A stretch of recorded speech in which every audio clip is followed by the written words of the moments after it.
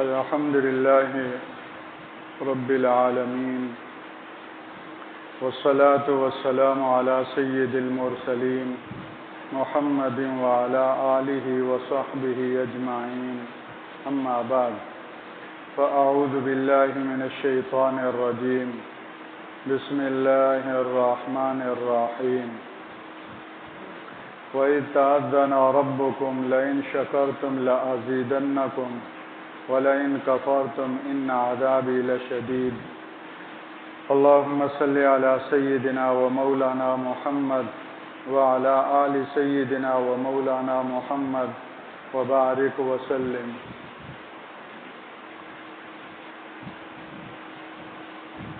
اللہ جل شانہ کا بہت بڑا فضل اور اس کا احسان عظیم ہے کہ آج ہم ایک آزاد وطن میں جی رہے ہیں اور 150 سالہ عظیم قربانیوں کی بدولت اللہ جل شانہ نے ہمیں غیروں کی غلامی سے آزادی عطا فرمائی. ہم نے غلامی کو دیکھا نہیں ہے، اس لیے ہمیں آزادی کی قدر نہیں ہے.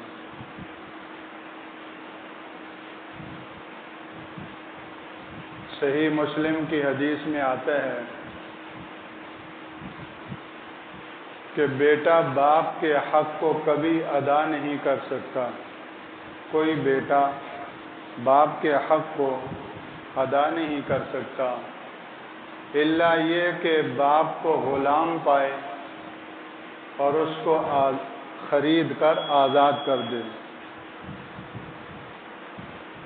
باپ کسی کی غلامی میں چلا گیا تھا اور غلامانہ زندگی گزار رہا تھا.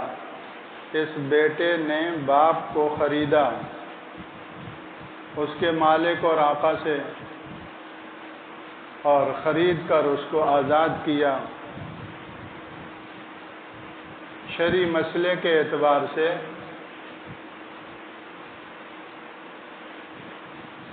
جو رشتہ دار ہیں، قریبی رشتہ دار، وہ اپنے کسی قریبی رشتہ دار کو جو کہ غلام تھا اس کو خریدتے ہیں تو خریدتے ہی وہ آزاد ہو جائے گا. اس کے آزاد کرنے کی ضرورت نہیں، خریدنا ہی آزادی کا ذریعہ بن جائے گا. تو باپ کو اس نے خریدا تو خریدتے ہی آزاد ہو گیا. فرمایا کہ کوئی بیٹا باپ کا حق ادا نہیں کر سکتا سوائے اس صورت کے کہ باپ کو غلامی کی زندگی میں پایا اور خرید کے آزاد کیا.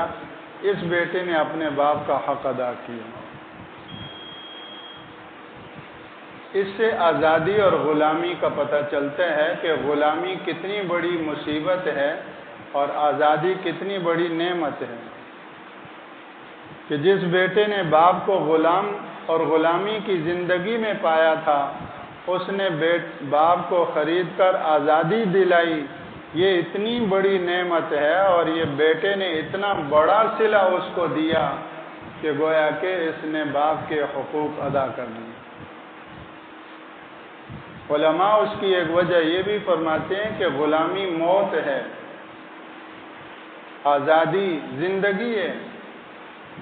غلامی کوئی زندگی نہیں، غلامی اور موت برابر ہیں. زندہ انسان وہ ہے، زندگی وہ ہے جو آزادی والی ہو. تو جس طرح باپ اس بیٹے کی زندگی کا باعث بنا، اس باپ کی بدولت اس بیٹے کو زندگی نصیب ہوئی. آج وہ غلامی میں تھا تو اس کو جب اس نے آزادی دلائی تو اس نے بھی اس کو زندگی دلائی. تو زندگی کا جواب اور بدلہ اور صلہ زندگی سے ہوا.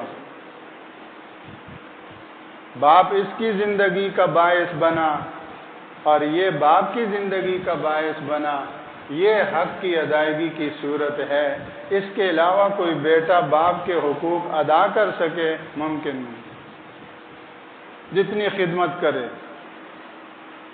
ساری زندگی اپنی کمائی اور اپنا مال اس پہ لٹاتا رہے، انت ومالک لابیک، تو بھی اور تیرا مال تیرے باپ کا ہے، یہ مال باپ پہ لٹا رہا ہے، وہ تم بھی باپ کے اور مال بھی باپ کا ہے۔ تو اللہ جل شانہ کا ہم کس زبان سے شکر ادا کریں کہ ہم نے آنکھیں کھولی تو ہمیں ماؤں کی گودوں میں آزادی نصیب ہوئی، غلامی کو دیکھا نہیں۔ اور اگر اپنی تاریخ کو پڑھیں تو پھر پتہ چلے گا کہ اس غلامی کی جو موت ہے، غلامی کی زندگیوں سے جو موت ہے، اس سے آزادی جو کہ زندگی ہے، اس میں آنے کے لیے کتنی خون کی ندیاں پار کی گئیں، کتنی خون کی ندیوں کو عبور کیا گیا۔ اور پھر بھی اگر یقین نہ آئے تو آج ہمارے غزہ اور فلسطین کے مسلمان جس آزادی اور مختاری اور حریت کے لیے قربانیاں دے رہے ہیں، یہ تو ہم آج کھلی آنکھوں دیکھ رہے ہیں، اور یہ ہم پر بیت چکا ہے۔ 150 سال پیچھے جائیں تو ہم غزہ بنے ہوئے تھے۔ یہ قربانیوں کی تاریخ ہم رقم کر چکے ہیں، اور یہ قربانیوں کے دریا ہمارے اکابر عبور کر چکے ہیں، ان کی شہادتیں ہزاروں میں ہیں، ہماری شہادتیں تو لاکھوں سے متجاوز ہوئی ہیں۔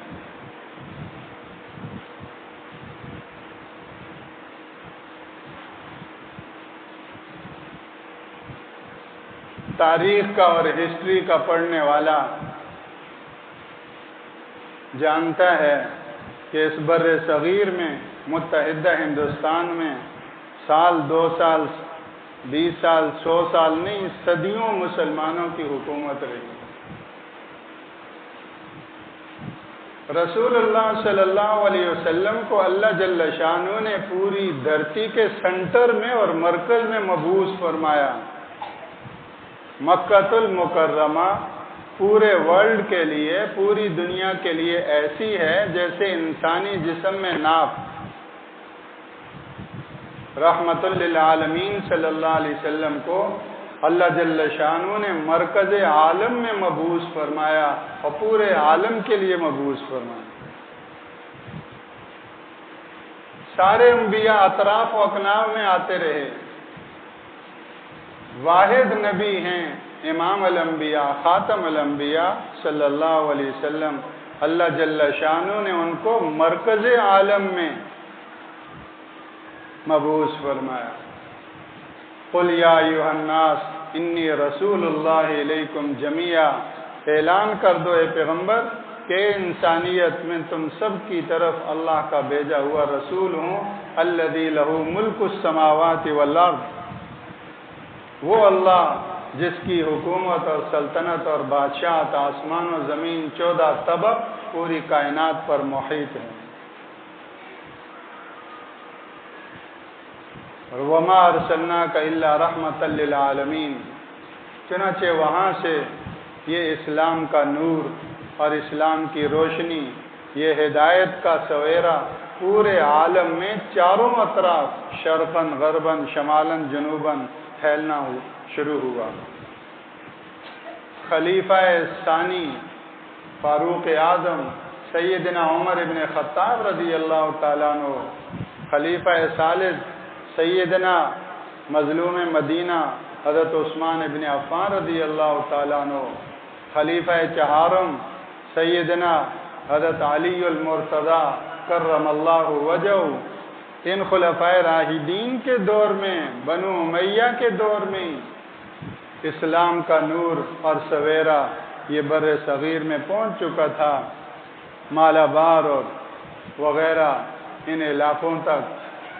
باقاعدہ ہم دیکھتے ہیں کہ محمد بن قاسم کے ذریعے سے سندھ اور ملتان اور ان علاقوں میں مسلمانوں کی اور اسلام کی روشنی کی آمد ہوئی، اور پاکستان کا یہ اعزاز ہے کہ سندھ کو باب الاسلام کہا گیا۔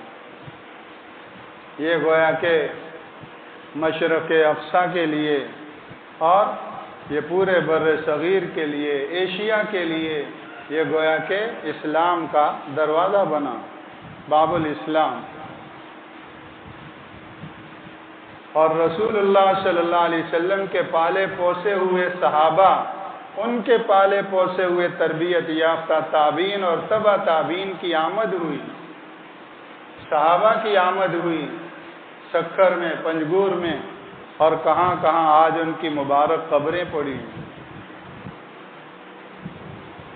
تو طویل عرصے تک یہاں مسلمانوں کی حکومت رہی، تاکہ یہاں بر صغیر میں انگریز قابض ہوا، اور بالآخر اسلام کی ناقدری کی وجہ سے، رسول اللہ صلی اللہ علیہ وسلم کا راستہ مضبوطی کے ساتھ نہ تھامنے کی وجہ سے، بالآخر ہم آزادی کے بعد غلامی میں چلے گئے،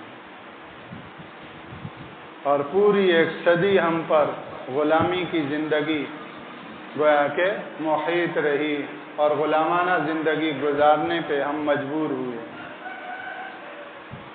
لیکن کوئی بھی قوم فطری طور پر اللہ جل شانہ نے انسان کو آزاد پیدا کیا ہے، تو اسلامی کی خصوصیت نہیں، ہر قوم غلامی سے گویا کہ کراہت رکھتی ہے۔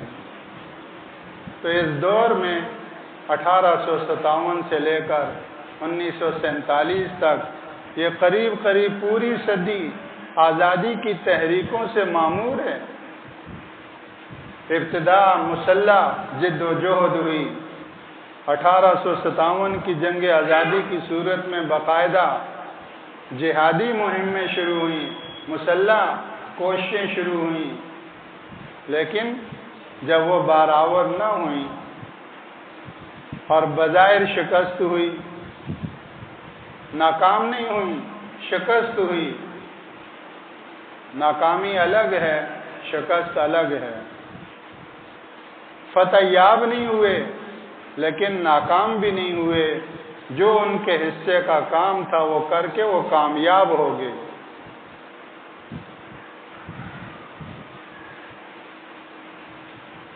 اس طرح کمزوری کے باوجود اہل ایمان کے اندر حریت اور آزادی اور انگریز کے اس قبضے کے خلاف یہ جذبات گویا کہ وہ تسلسل کے ساتھ قائم رہے، اور علماء نے اس پوری صدی میں، اس دور میں اگر دیکھا جائے تو علماء صف اول میں نظر آتے ہیں۔ ایک تاریخ پڑھنے والا کھلی آنکھوں دیکھتا ہے کہ سرکردہ علماء کے سوا کوئی ایسا بڑا لیڈر ہمیں اس پہلی صف میں ان کے برابر نظر نہیں آتا۔ پھر تحریک خلافت ہو، تحریک ریشمی رومال ہو، آج ہمارے تعلیمی نظام کا یہ پوری تاریخ حصہ ہونا چاہیے۔ معاشرتی علوم میں اس کو بھرپور حصہ ملے، تاکہ ہماری نئی جنریشن، نئی نسل اپنے اکابر اور حریت اور آزادی کے ان عظیم مجاہدوں کی قربانیوں اور کاوشوں سے باخبر ہو۔ بہرحال جب یہ تحریکیں اپنے زور پر رہیں تو بالآخر ایک موقع ایسا آیا کہ ایک طرف یہ سوچ پیدا ہوئی کہ انگریز کے خلاف مشترکہ جد و جہد کی جائے، اور اس طرح دیگر اقوام کو بھی ساتھ ملایا جائے۔ کانگریس کے پلیٹ فارم سے اس طرح انگریز کے خلاف، جس میں دیگر اقوام بھی شریک ہیں، مسلمان بھی، سب آزادی کی یہ گویا کہ قربانیاں جاری اور ساری رہیں۔ ایسے میں ایسے حالات اور یہ تصور اور یہ خیالات اور یہ سوچ بھی پیدا ہونے لگی کہ ایک الگ وطن عزیز کی صورت میں آزاد ملک، اسلامی ریاست، مسلمانوں کے لیے آزادانہ اپنے دین پر، اسلام پر عمل پیرا ہوتے ہوئے پورا اسلامی سسٹم نافذ ہو، اسلامی طرز حکومت ہو، تو اس کی جد و جہد اس موقع پر مسلمانوں کے اکابر میں دو گویا کے قسم کے موقف سامنے آئے۔ ایک موقف تو یہ رکھا گیا کہ چونکہ متحدہ ہندوستان پر صدیوں سے مسلمانوں کی حکومت تھی، آج اگر انگریز سے آزادی ہو اور انگریز یہاں سے رخصت ہو تو اخلاقی طور پر، اصولی طور پر جن کی یہاں حکومت تھی یہ پورا ہندوستان ان کے حوالے کرے، اور اس کو توڑ کر ایک ٹکڑا گویا کہ مسلمانوں کے حوالے کرنا یہ ان کے ساتھ ناانصافی ہوگی، اور دوسرا یہ کہ اس طرح مسلمانوں کی طاقت اور قوت تقسیم ہو جائے گی۔ دوسری طرف یہ موقف ان حالات میں یہ تھا، بڑے بڑے اکابر مخلصین علماء اس طرف تھے کہ اگر ایک آزاد ریاست اور ملک ہمیں مل جاتا ہے جس میں مسلمان آزادانہ طور پر کسی کی غلامی سے آزاد رہ کر اسلامی زندگی گزاریں گے تو اس کے لیے ہمیں گویا کہ جد و جہد اور کوشش کرنی چاہیے۔ میرے بھائیوں، اس موقع پر پاکستان کا مطلب کیا؟ لا الہ الا اللہ، یہ وہ مقصود تھا، یہ وہ مطلوب تھا، یہ وہ منزل تھی کہ اس کے لیے متحدہ ہندوستان کے مسلمانوں میں ایمانی جوش اور ولولہ پیدا ہوا اور اس پر وہ تیار ہوئے۔ اگر الگ ایک سیکولر ریاست کی بات ہوتی تو کبھی مسلمان اس کا ساتھ نہ دیتے، کہ الگ پاکستان کی صورت میں ایک سیکولر ریاست بنانی ہے، کون سا ادنا مسلمان ہے جو اس کا ساتھ دیتا؟ پاکستان کا مطلب کیا؟ لا الہ الا اللہ، یہ وہ چٹان تھی، وہ بنیاد مضبوط اور مستحکم تھی جس پر لاکھوں زندگیاں قربان ہونے کے لیے تیار ہوئی۔ بچے بچے کی زبان پر یہ گویا کہ آواز تھی، پاکستان کا مطلب کیا؟ لا الہ الا اللہ۔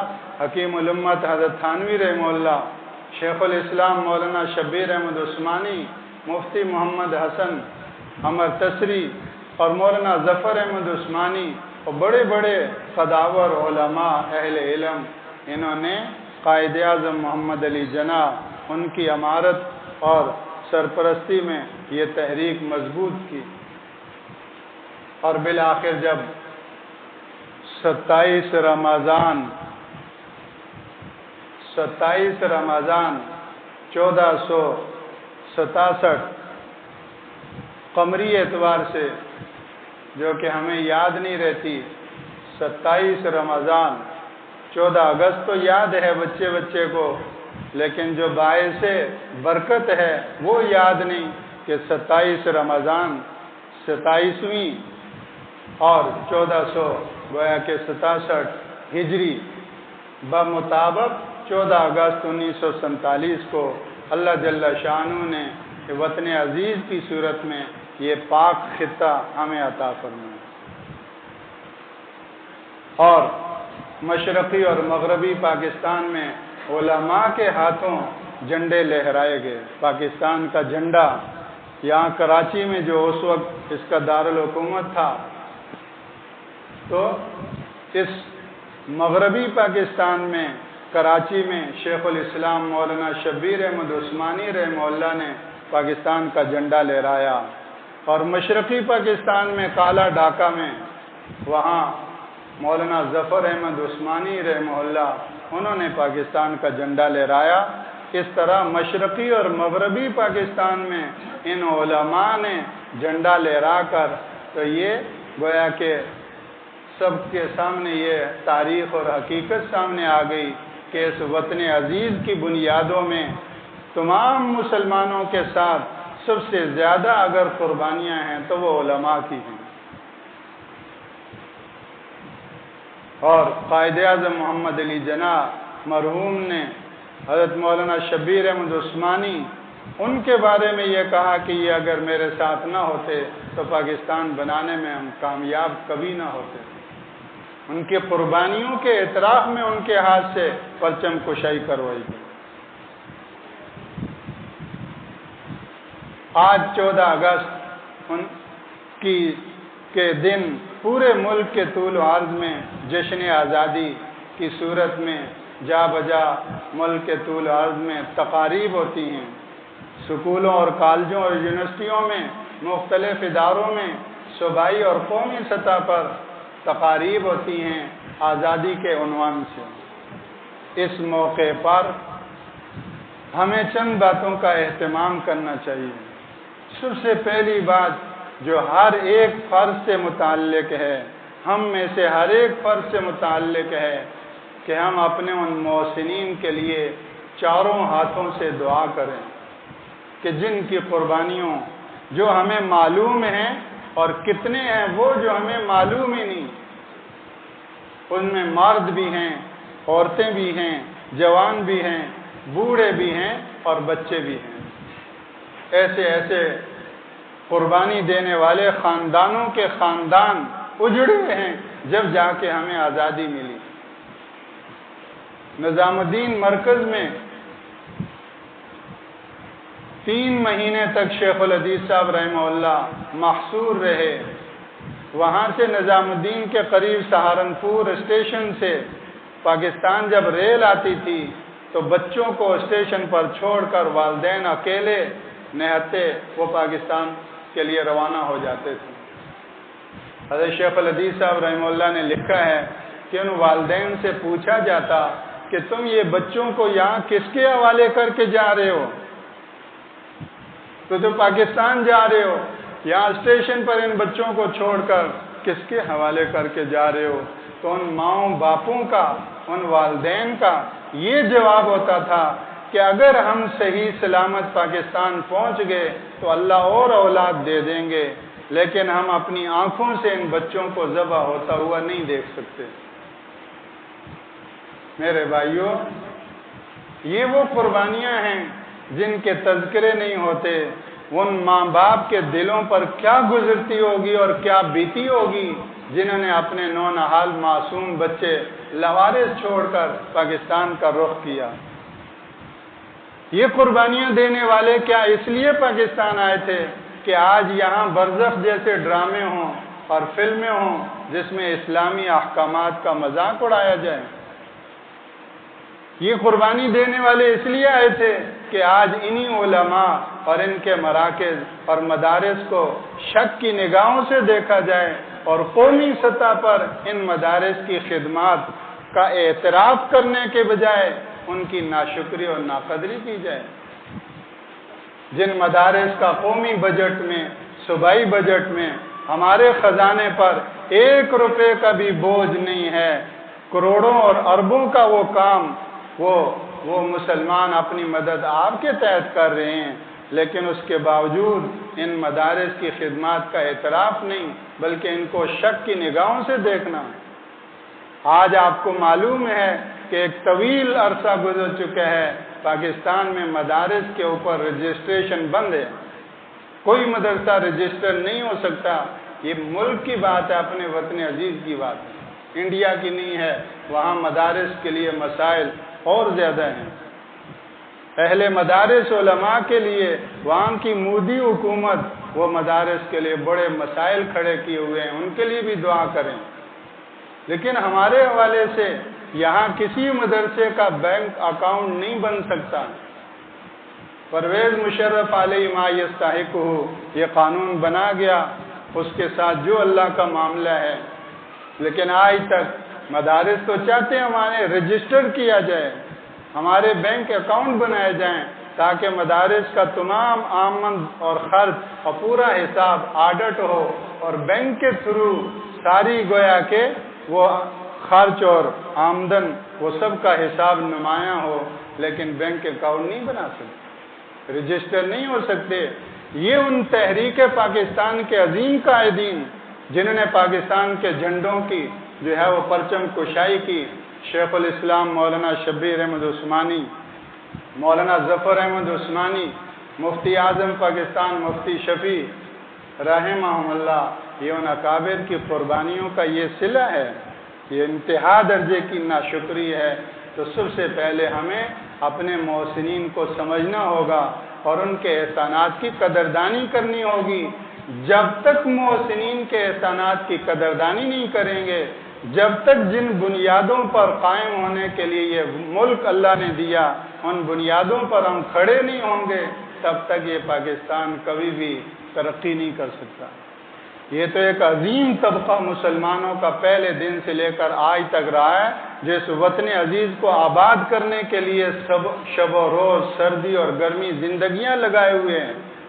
چھوٹے چھوٹے معصوم بچے ہیں، قرآن پڑھتے ہیں، خیرخواہ، مخلص اور ایسے محب شہری، محب وطن، وہ ایسے دیندار اور ایسے اہل ایمان ہیں جن کی قربانیوں کی بدولت یہ ملک مستحکم ہے الحمدللہ، اور پوری دنیا میں ایٹمی ملک کی صورت میں موجود ہے، ورنہ ہماری نالائکیاں، ہماری ناشکریاں اور ہماری ناقدریاں تو ایسی ہیں کہ کب کی یہ کشتی ڈوب چکی ہوتی۔ تو ان مخلصین کی محنتوں اور ان کی قربانیوں سے، ان کے اخلاص کی وجہ سے آج یہ ملک قائم ہے۔ ہمیں چاہیے کہ اس کی قدر کریں اور اپنے اعمال کو درست کریں، اپنے قبلے کو درست کریں۔ اللہ جل شانہ ہمیں محسنین کا احسان شناس بنائے اور ان کا قدردان بنائے، اور جس مقصد کے لیے یہ ملک بنا ہے اس مقصد کے لیے ہم سب کو ایک اور نیک بنائے۔